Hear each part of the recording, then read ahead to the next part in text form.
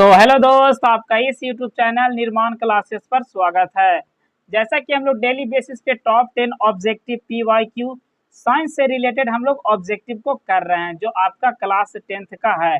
तो चलिए आज का क्लास हम लोग स्टार्ट करते हैं और पिछले क्लास से आगे की ओर हम लोग बढ़ते हैं। तो पिछले क्लास में हम लोग 40 नंबर क्वेश्चन तक कर चुके थे, आज हम लोग 41 नंबर क्वेश्चन तक चलेंगे। तो आज का जो इस वीडियो का फर्स्ट क्वेश्चन है वह क्या है दोस्त?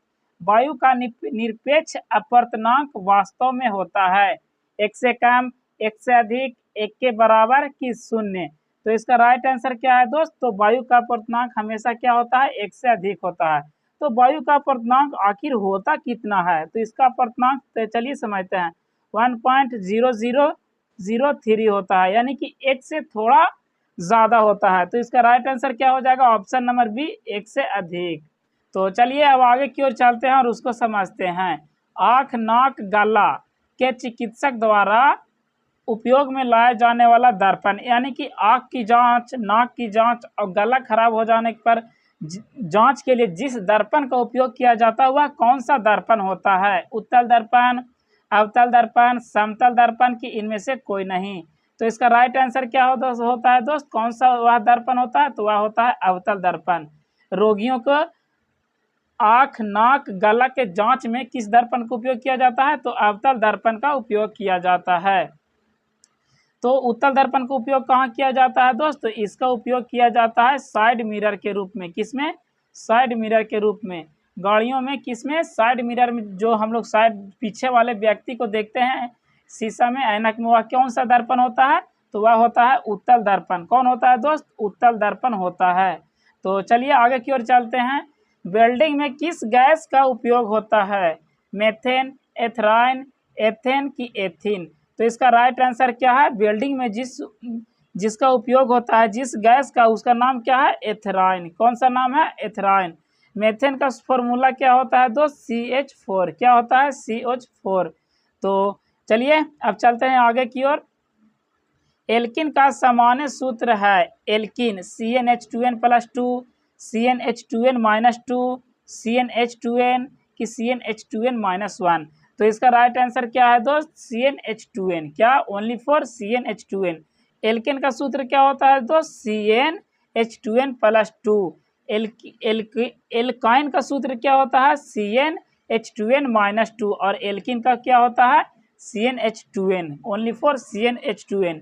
यह कैसा हाइड्रोकार्बन है? तो एल्किन जो होता है असंतृप्त हाइड्रोकार्बन होता है, जिसमें कार्बन कार्बन के बीच डबल बॉन्ड होते हैं। क्या दोस्त? कार्बन कार्बन के बीच डबल बॉन्ड होता है। क्या होता है? कार्बन कार्बन के बीच डबल बॉन्ड पाया जाता है। तो इसका राइट आंसर क्या है? ऑप्शन नंबर सी। एल्किन का सूत्र CnH2n होता है। तो चलिए अब चलते हैं नेक्स्ट क्वेश्चन की ओर। निम्न में से कौन सा स्वच्छ ऊर्जा स्रोत है? कोयला, लकड़ी, प्राकृतिक गैस की इनमें से सभी। तो इसका राइट आंसर क्या हो जाएगा दोस्त? प्राकृतिक जो गैस है वह कैसा ऊर्जा का स्रोत है? तो स्वच्छ ऊर्जा का स्रोत है। कैसा स्रोत है? स्वच्छ ऊर्जा का स्रोत है। तो इसका right answer option number C होगा। तो अब चलिए चलते हैं नेक्स्ट क्वेश्चन की ओर।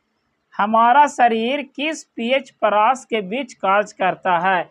यानी कि हमारा शरीर का जो pH वैल्यू होता है, जैसे कि सभी चीज़ का क्या होता है? pH वैल्यू होता है, उसी तरह हमारा शरीर का pH वैल्यू होता है। वह किसके बीच होता है? उसका वैल्यू कितने कितने के बीच लाई करता है? 4 0 से 4 8, 5 0 से 5 8, 6 0 से 6 8 के बीच, कि 7 0 से 7 8 के बीच। तो इसका राइट आंसर क्या है दोस्त? ऑप्शन नंबर डी, 7 0 से लेकर 7 8 के बीच। तो इसका right answer option number D होगा। तो चलिए अब चलते हैं आगे की ओर।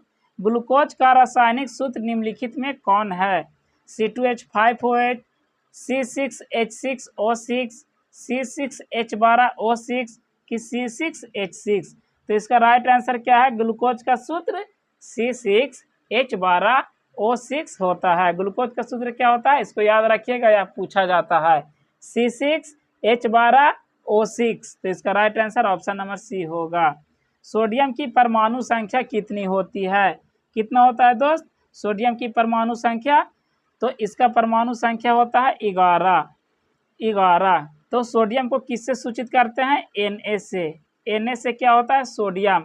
20 किसका होता है दोस्त? तो 20 किसका होता है? तो कैल्शियम का परमाणु संख्या 20 होता है। 17 किसका होता है? क्लोरीन का। तो चलिए अब चलते हैं आगे की ओर।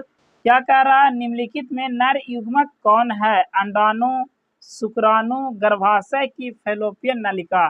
तो नर युग्मक कौन है दोस्त? तो इसमें से नर युग्मक क्या है? शुक्राणु।